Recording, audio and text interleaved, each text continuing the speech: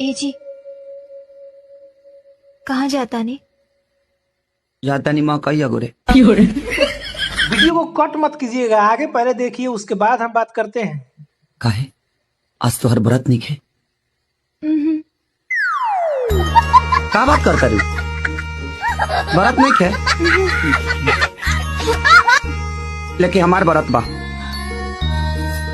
कौना देवता के व्रत? गोधन बाबा के।